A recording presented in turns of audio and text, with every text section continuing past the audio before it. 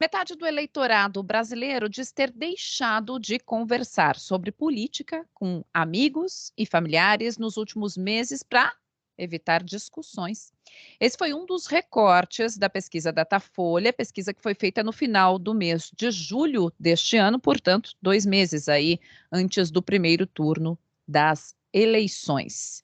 O Datafolha apresentou ainda 3 situações de constrangimento ou coação e pediu para os entrevistados que respondessem se já passaram ou não por casos do tipo. E aí, além de deixar de falar do assunto com pessoas próximas, 15% disseram já ter recebido ameaça verbal e 7% física, tudo por causa de política.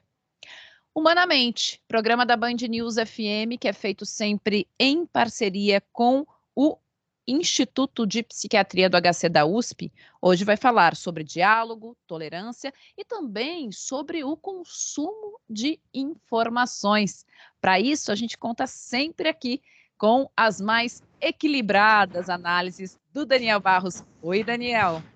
Oi, Ellen, hoje é esse dia de tentar se manter no equilíbrio entre tantas polarizações. É engraçado que você pergunta assim, o país está polarizado? As pessoas falam que está polarizado, né? Aí você pergunta, e você faz parte de algum polo? Não, eu não faço parte de algum polo, né? Então, o que está puxando a nossa polarização? Será que a maioria das pessoas realmente não está no polo? E as pessoas que estão aqui fazem muito barulho e dão a impressão que o país está muito polarizado? Ou será que está todo mundo polarizado e não sabe? Vai ser difícil encontrar esse equilíbrio aqui, mas juro que a gente vai tentar. Então, tá bom, Daniel. Pois é, e eu quero a gente trouxe esse tema aqui, bom, primeiro porque os dados do Datafolha chamam a atenção, mas também porque repercutiu muito. Tu fizeste uma coluna, não lembro exatamente quando, mas em que tu falavas sobre isso, e isso acabou repercutindo entre os nossos ouvintes. Você falava sobre se propor a ser mais tolerante e tentar ouvir o outro lado. E quando a gente fala em ouvir o outro lado, a primeira pergunta que chega é assim: "Ah, mas como é que eu vou ter diálogo com quem não quer dialogar? Com o intolerante?". E aí, Daniel, eu vou jogar para você essa pergunta aí. Acho que a primeira coisa que a gente tem que pensar, Ellen, é que para o outro sou eu. Esse é um raciocínio que a gente esquece muitas vezes, né? Assim, eu preciso entender o outro, ou o outro não me ouve, ou o outro, né, ele tem uma opinião diferente da minha. Então, para aquele outro, você que é o outro. É nós que somos o outro dos outros.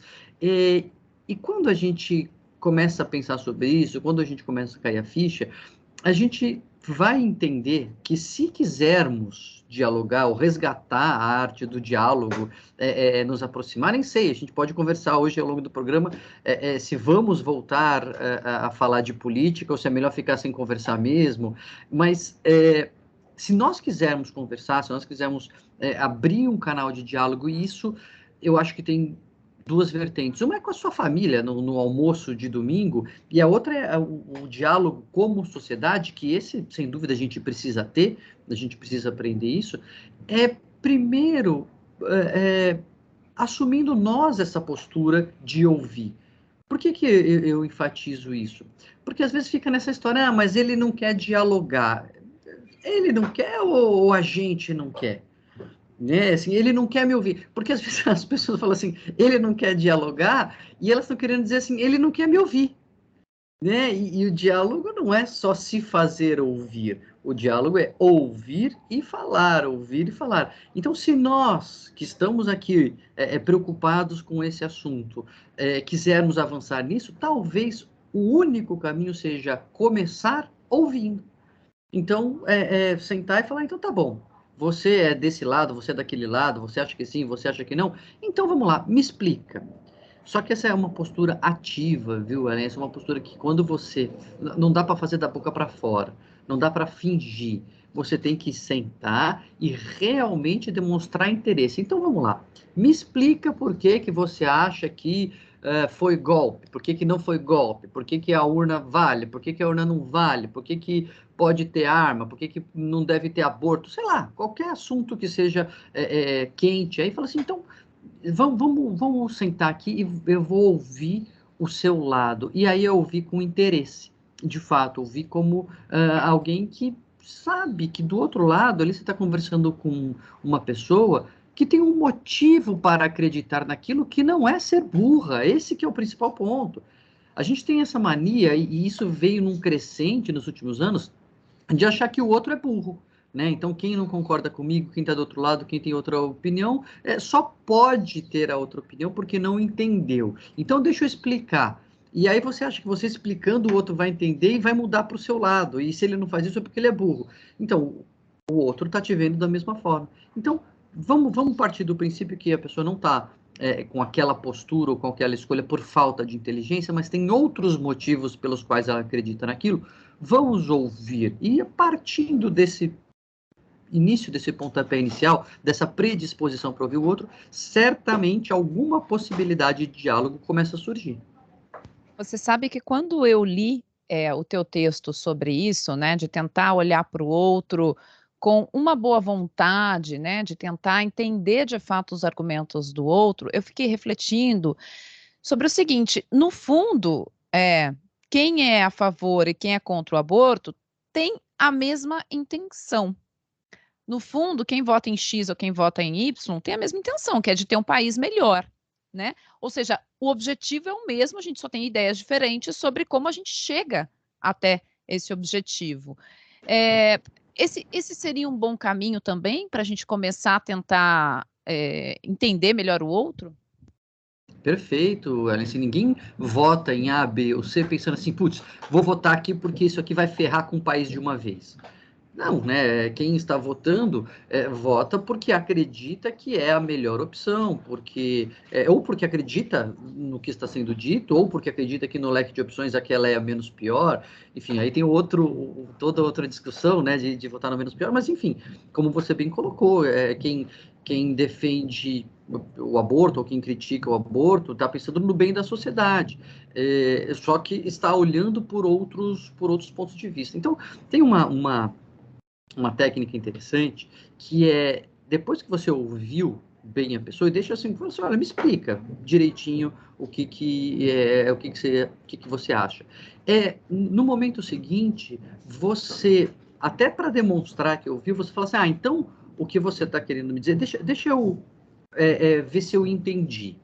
E aí não, obviamente, com sarcasmo, nem com, né, hostilidade, mas tentar refrasear para a própria pessoa que acabou de te explicar uma coisa, aquilo que ela disse, da melhor maneira que você puder. Fala assim, então você acha que votar na pessoa que está defendendo isso e etc. vai ser bom porque a economia vai crescer, ou porque sei lá o que, porque é mais liberal, porque é mais conservador, ou qualquer motivo que seja, e isso vai redundar numa sociedade melhor. Quando você devolve para a pessoa o que ela acabou de dizer, refraseando nas suas próprias palavras, demonstrando que você entendeu, a gente avança muito, mas muito no diálogo, porque a pessoa fala, é isso mesmo, puxa, alguém me entendeu. Aí tem um ponto mais difícil, às vezes, Ellen, que requer uma coragem um pouco maior, mas que conversa com o que você acabou de dizer, assim, com o fato de que todos nós queremos o bem da sociedade, queremos o crescimento do país, queremos a diminuição da desigualdade, queremos menos sofrimento para as pessoas. Você, a partir daquilo que a pessoa falou, da postura que ela defendeu, da qual você discorda, você pegar naquilo que ela disse, no seu candidato, enfim, na sua postura, na sua opinião, algo com o qual você concorde. Aí eu quero ver, hein? Aí é o desafio. Mas você pode falar, bom, então eu refraseei aqui o que você disse, pelo que eu entendi é isso, isso e isso, né? Que essa postura mais liberal ou mais conservadora vai ser boa para o país, porque vai crescer a economia e isso vai aumentar a disponibilidade de dinheiro no país, vai diminuir a desigualdade. Sei lá, podemos pensar para qualquer exemplo isso. Não é isso que eu quero dizer. Bom, sabe que eu concordo com você que de fato nós precisamos crescer a economia para que tenha mais dinheiro no país e a partir daí a gente consiga melhorar a vida das pessoas. Putz, olha o terceiro passo ainda mais adiantado, se você dizendo, não só eu parei para te ouvir, como eu entendi o que você quis dizer e concordo com uma parte do que você quis dizer. Se você conseguir dar esses três passos, assim, as portas estão abertas, você já conquistou essa pessoa com qual você nem conseguia conversar. E aí você pode dizer, bom, apesar disso, eu acho, no meu ponto de vista, que o melhor caminho para fazer a economia crescer talvez seja outro. É claro que aí nesse momento você pode a porta se fechar de uma vez na sua cara, a pessoa levantar e falar assim, não, assim eu não quero conversar. Mas vamos pensar aqui junto com os ouvintes, né? O que parece fazer mais sentido? No primeiro momento você fala assim, ó, ouve aqui o que eu tenho para dizer e não quero ouvir o que você tem para dizer. O que parece ser mais eficaz, né? Você entrar numa discussão, você diz eu digo e a gente tenta ver quem que fala mais alto, ou depois de ouvir, depois de mostrar que entendeu, depois de mostrar que até concorda com algum aspecto específico, você tentar falar, bom, mas será que tem um outro caminho? E aí não é nem para dizer se você está certo ou se está errado, porque é isso que a gente às vezes tem dificuldade de entender, né, Ellen? Às vezes, quem discorda da gente está certo. E se quem discorda de mim está certo? Então, entrar com essa postura desarmada, de fato interessado no outro, buscando entender alguma coisa que possa ter de boa naquilo que a pessoa está defendendo, e a partir daí falar, bom, existem visões alternativas, podemos conversar sobre ela? Isso é uma garantia de sucesso? Não é garantia de sucesso, mas não fazer assim é praticamente garantia de fracasso, né? Daniel Barros conosco hoje, nos ajudando a compreender um pouco melhor como dá para a gente seguir no diálogo em sociedade e se vale a pena, Daniel. Vou te dar aqui um relato pessoal. Muito antes das eleições, lá de 2018, eu decidi sair do grupo de WhatsApp da minha família e percebi que aquilo economizou energia. Uma outra decisão que eu tomei é não respondo mais a comentários raivosos nas redes sociais. Se a pessoa não vem com argumentos razoáveis para rebater aquilo que eu estou expressando, eu ignoro e achei que isso fazia mais sentido na minha vida. Continuo vendo meus familiares, continuo tendo uma boa relação com eles, mas decidi que há assuntos que são delicados e que eu prefiro não tocar mais. Te pergunto, vale a pena, em termos de saúde mental, economia de energia, reservas de energia, a gente investir nesse diálogo? Nas redes sociais, nos grupos de trocas de mensagem, eu não tenho a menor dúvida que não vale a pena tentar dialogar. Mas eu não tenho a menor dúvida. Porque nessa velocidade das trocas de mensagens, na dificuldade de você dar entonação e na limitação de tempo, de caracteres, de tamanho de mensagem, de profundidade, é impossível a gente conseguir fazer o exercício que a gente propôs no primeiro bloco, que é de, bom, então deixa eu ouvir com calma o que você tem para dizer, deixa eu refrasear o que você está querendo dizer, deixa eu pegar aqui pontos em comum que eu concordo. Eu vou dizer que é impossível, não é. Tá? E vou contar que eu já consegui fazer isso em grupos de mensagem, mas é porque aquele dia eu falei assim, bom, hoje eu vou dedicar o meu tempo e a minha energia a mostrar que é possível dialogar. A gente não tem esse tempo, a gente não tem essa disponibilidade, e aquilo ali foi nas vezes, e eu posso pensar em uma ou duas vezes que eu consegui fazer isso. Assim, eu consigo pensar em dois exemplos de quantas mensagens a gente não troca. Então, não é fácil, você tem que estar afim. Eu fiz daquilo como quase uma prova de conceito, assim, né? A possibilidade de que, bom, eu acredito no diálogo, eu tenho essa missão, eu tenho buscado isso, eu tenho escrito sobre isso, então eu vou viver aqui neste momento aquilo que eu estou defendendo, mas não é uma postura realista a gente achar que vai conseguir fazer isso em rede social ou em grupo de troca de mensagem. O que não significa que a gente não deva manter o diálogo como sociedade, porque quando você está num almoço de família, quando você está na pizza com os amigos, em que existe o afeto legítimo entre as pessoas, em que existe um vínculo maior do que a polarização política, é mais fácil você ter essa postura de, olha, eu não vim aqui para dizer que estou certo, eu vim aqui para que conversemos e avancemos em direção a um mundo melhor. Mas isso também não entra no piloto automático. O que entra no piloto automático é a briga, mesmo no almoço de família, mesmo no olho a olho, mesmo na pizza com os amigos. Se você deixar no automático, assim, sem pensar e sem fazer esforço, logo virou debate, logo virou bate-boca e até briga. Então, é manter essa postura de, bom, não vim aqui para provar o meu ponto, para dizer que eu tenho razão, mas é para a gente dialogar. Se a gente entrar nesse assunto, vai ser para dialogar e não para eu ganhar a discussão. E aí eu acredito que é possível fazer presencialmente, né, com menos pessoas, com menos pressa, e eu acredito que é útil, eu acredito que é bom, porque no fundo, Ellen, a gente corre o risco de entrar numa profecia autorrealizável, de a gente acreditar, a gente começa a dizer que a sociedade está polarizada, e então a gente acredita que a sociedade está polarizada porque a gente está dizendo isso, e a gente acaba sendo levado para um dos polos, porque, bom, já que a sociedade está polarizada, a gente tem que estar num dos polos. Bom, quem disse que a sociedade está polarizada fomos nós que dissemos. Então, existe a polarização? Sem dúvida nenhuma, no Brasil e no mundo existe.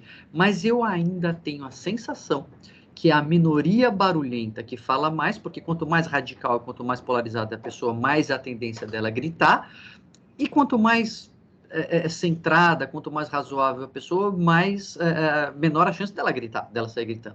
Então eu acho que a maioria das pessoas que não está nos polos fica quieta e quem grita é quem está nos polos, e a gente fica com a impressão que a sociedade inteira está aí aderida, né, radicalmente a uma ideologia, a uma posição, quando eu converso com as pessoas na vida real, né, na prática, não é o que eu vejo as pessoas muito mais, eu prefiro isso, mas sei lá, eu gosto daquele, mas tudo bem.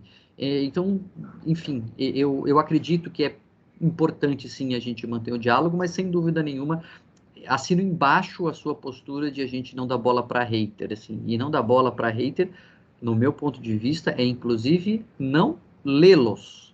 Viu que a mensagem é hostil, tem até uma coluna nossa do Humanamente que foi ao ar essa semana, que essa é uma pesquisa mostrando que o nosso cérebro não se acostuma com xingamento.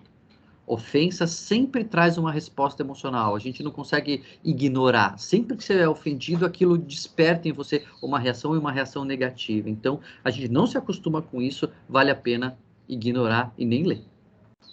E aí eu quero trazer um outro ingrediente para nossa conversa aqui muito importante. Eu me deparei com um artigo de uma jornalista norte-americana, a Amanda Ripley. Ela escreveu para o The Washington Post, contando a história dela. Ela diz que ela, como jornalista, parou de consumir notícias. Inclusive, ela faz uma comparação. Ela disse: "Eu me senti como um produtor de trigo que é celíaco". E ela ficou com vergonha, escondeu aquilo por muito tempo, até que ela começou a conversar com pessoas e viu que ela não era a única. Ela trouxe dados de um estudo da Reuters mostrando que muita gente estava parando de consumir notícias, sobretudo mulheres. E ela foi estudar, conversar com médicos que dão notícias a pacientes terminais, com neurocientistas, com especialistas que estão pesquisando esse assunto. E aí ela traz uma frase que eu acho perfeita aqui. É uma frase que ela ouviu de uma outra jornalista que dizia o seguinte: "Na verdade, eu não acho que estejamos equipados fisiologicamente ou mentalmente para receber notícias e fotos catastróficas e confusas 24 horas por dia, 7 dias por semana. Somos criaturas analógicas em um mundo digital". Daniel, junto com a nossa não disposição para o diálogo, parece que está vindo uma não disposição para ler o mundo. Por quê?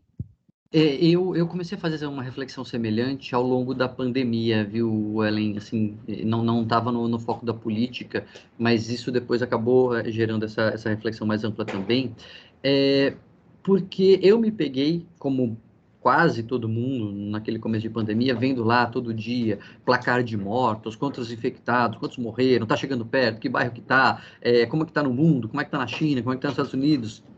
E num bombardeio contínuo de informações negativas que, a rigor, traziam pouco ou talvez nenhum impacto imediato para o meu dia a dia. Então, sim, obviamente, e eu fazia essa reflexão já na época, a gente tem que se informar para saber se tem um meio de contágio que foi identificado, que tem que usar máscara, como é que é a coisa do álcool gel, daí a gente desinfectava a compra, depois não precisava desinfectar mais a compra. Então, a gente precisa se informar para decidir, né, tomar decisões e fazer escolhas no nosso dia a dia, mas são muito menos informações que a gente precisa do que o tanto de informação que a gente é bombardeado dia a dia. Ao longo do dia era isso, era cena de gente morrendo, cena de gente morrendo asfixiada, corpos empilhados na Europa, né, caminhões do exército tirando corpos na América do Sul. O que isso traz de impacto para o nosso dia a dia? O que isso muda a decisão que eu vou tomar de usar máscara ou de passar álcool em gel, né, ou enfim, de tomar vacina? Então, esse bombardeio de informações negativas, eu concordo que nós não estamos fisiologicamente preparados para isso. Então, o que eu digo é não que a gente não deva consumir informação, mas a gente deve consumir com responsabilidade, apreciar com moderação. A gente não faz isso com relação àquilo que constitui o nosso corpo. Essa foi uma outra analogia que eu também pensei. A gente não tem que prestar atenção naquilo que a gente come, porque o que a gente come pode ter boa ou má qualidade, pode fazer bem ou mal para o nosso corpo. Nosso corpo não é feito daquilo que a gente come. Da mesma forma, a nossa alma, a nossa vida mental, ela é feita daquilo que a gente consome. As nossas ideias, elas são construídas a partir do alimento que a gente consome, que são as ideias das outras pessoas. As ideias exclusivamente próprias, que ninguém, não tem input nenhum, não existe. Né? É delírio a ideia que vem do nada na sua cabeça. A gente constrói a partir de uma visão de realidade, de uma visão de mundo. Então, a gente também precisa prestar atenção na qualidade e na quantidade de informação que a gente consome, porque isso vai ter um impacto na nossa saúde mental. Não dá para você se empanturrar. Não tem problema se eu comer um pãozinho, mas não dá para você se empanturrar de pãozinho o dia inteiro, porque isso vai trazer uma consequência para o seu corpo. Então, não tem problema você ver uma notícia num grupo de troca de mensagem. Mas se essa for a sua única fonte de notícia e você ficar vendo essas notícias de WhatsApp o dia inteiro, você vai ter um problema, sem dúvida nenhuma, nessa sobrecarga mental de notícias, ainda mais de notícias de baixa qualidade. Daniel, nós falávamos aqui deste artigo que foi publicado pela jornalista Amanda Ripley, e ele é muito legal, sobretudo para nós jornalistas, mas para quem consome informações também, porque ela traz 3 dicas que eu achei sensacionais sobre como dar notícias, né, sobre como contar os fatos.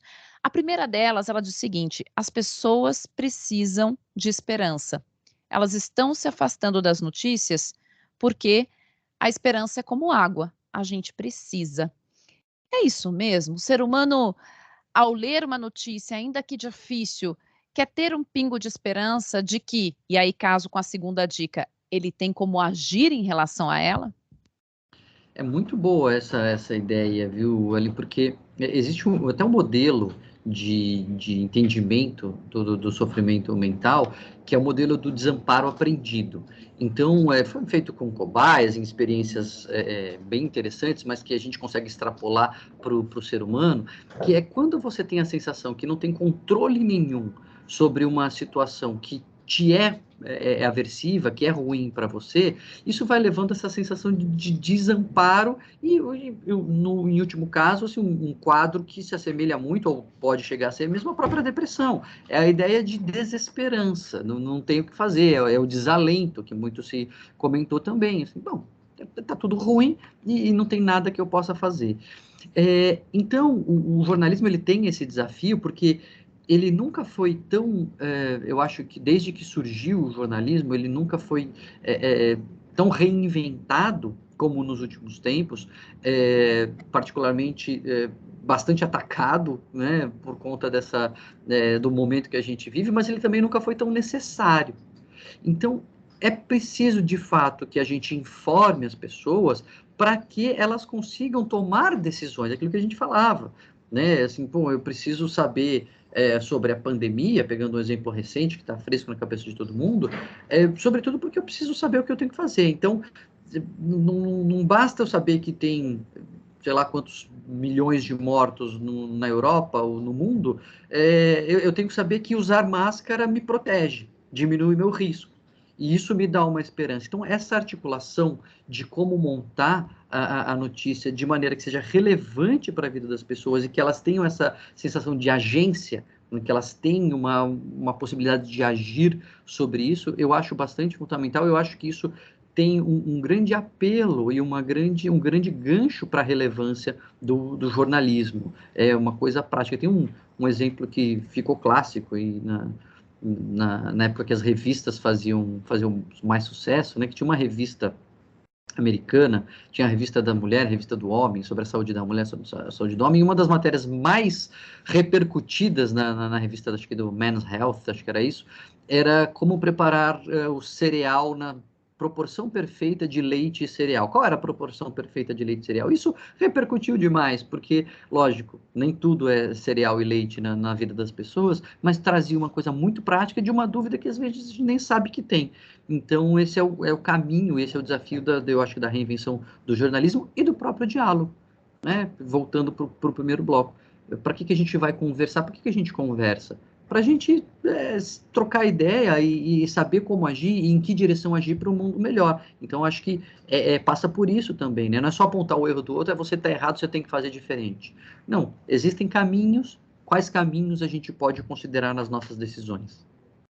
Bom, e aí a gente justamente casa lá com o comecinho do programa, porque a terceira e última dica que ela fala na esperança, ela fala, no explicar para quem está recebendo a notícia como ele pode agir, né, de que forma ele pode tem capacidade de ser sujeito ali, e principalmente dar dignidade. E aí ela diz o seguinte, ela define, né, dignidade é a sensação de que eu tenho algum valor, de que eu sou ouvido. Eu lembro que quando eu dava aula de jornalismo, eu dizia muito para os meus alunos assim: todo mundo acredita que tem uma boa história para contar, que a sua história é uma boa história para contar. Os nossos ofícios, meu e seu, Daniel, se parecem muito nesse sentido, né? Precisamos ouvir mais? Quando a gente ouve e com uma postura de validação do outro, a gente está suprindo uma necessidade básica do ser humano, que é essa necessidade de pertencimento, de acolhimento, de validação e de ser realmente tratado com dignidade, ou seja, reconhecer o valor intrínseco do ser humano simplesmente por ele existir. É isso, o ser humano tem um valor só por existir, independente de se vota em um, se vota em outro, se acredita nisso, se acredita naquilo, a pessoa tem um valor intrínseco. E isso é uma coisa que a gente perde, um conhecimento, né, um dado que a gente perde quando a gente é muito inflamado politicamente por pessoas que têm interesse em que nós fiquemos inflamados. Você começa a achar que quem vota em fulano é um ser execrável que tem que ser eliminado. Não existe mais a ideia de que, olha, a pessoa, independente de quem ela vota, ela tem um valor, ela é um ser humano de valor. Não, fica essa ideia de que isso aí tem que ser eliminado de parte a parte. Nos dois polos, as pessoas mais radicais acham que o outro lado deveria ser varrido né, apagado da sociedade, eliminado da sociedade. Ou seja, trata o outro de forma indigna, retira a dignidade do outro. E eu acho muito interessante pensar que, na verdade, é do interesse dos políticos que você brigue com as pessoas. Por quê, né? Vamos dizer que você vota em A, certo? O que mais B quer, né? O político B, você vota no A. O que o político B mais quer é que você brigue com o seu cunhado, é que você brigue com o seu sogro. Por quê? Porque se seu sogro e seu cunhado votam em B, ele acha que você que vota em A é oposição. E você vai lá defender A, você só vai aumentar a adesão do seu cunhado ou do seu sogro ao B. Então, se você realmente acha que A é melhor, não brigue por A, porque você vai aumentar a adesão dos outros ao B. Dialogue, converse, me explica por que você gosta tanto do B. E uma última coisa que é muito interessante, um efeito colateral disso tudo, Ellen, é que quando as pessoas têm umas crenças meio superficiais e elas estão de fato equivocadas nas suas posturas, elas estão sendo enganadas por quem quer que seja, político ou seja lá quem for, quando você pede para ela explicar, então tá bom, então senta aqui e me explica em detalhe por que você acredita nisso. A pessoa começa a perceber a superficialidade da sua crença. E existem estudos que mostram que, de fato, a forma mais eficaz de uma pessoa mudar a crença é ela ser confrontada com essa situação e falar assim, não, eu não sei bem, sabe? Você está me pedindo detalhes. Nesse detalhe eu não sei explicar, mas eu acredito assim. A pessoa começa a saber começa a perceber por ela mesma, por si só, que a crença dela não tem bases tão sólidas. E aí fica uma esperança de que ela mude. Não porque ela está errada, ou de que ela sedimente melhor a sua crença, ou de que, enfim, se a crença está realmente equivocada, ela mude de crença. Olha, consuma informações de qualidade, mantenha o diálogo, mantenha a tolerância e fica conectado aqui conosco. A gente faz a nossa parte, né, Daniel? A gente vai tentando fazer nossa parte aqui nesse ano com todos os nossos ouvintes. Exatamente, Ellen, eu acho fantástico que a coisa mais importante que a gente tem como ser humano é a conexão com o outro, e a gente perde a conexão por conta de situações ou de discussões que, no fundo, como a gente viu, são irrelevantes para o nosso dia a dia prático. É mais importante você poder ligar para o seu cunhado à noite para pedir o carro emprestado, se você tiver um problema, do que ele votar em X ou em Y. Né? Para a nossa vida, as conexões pessoais são mais importantes. A gente precisa lembrar disso para saber onde a gente vai colocar a nossa energia. Faz assim, então, ó, compartilha esse programa com o seu cunhado. Vai lá, compartilha com seu sogro, com a sua sogra, com a sua família. Não vai dar problema no churrasco de domingo nenhum. Você pode ouvir em qualquer tocador de podcast para ouvir novamente, para compartilhar, ou no nosso canal da Band News FM. Estamos lá no YouTube também com imagens e aí também pode compartilhar com todo mundo. Daniel, bom diálogo para nós. Até a próxima semana. Até semana que vem, vamos continuar conversando.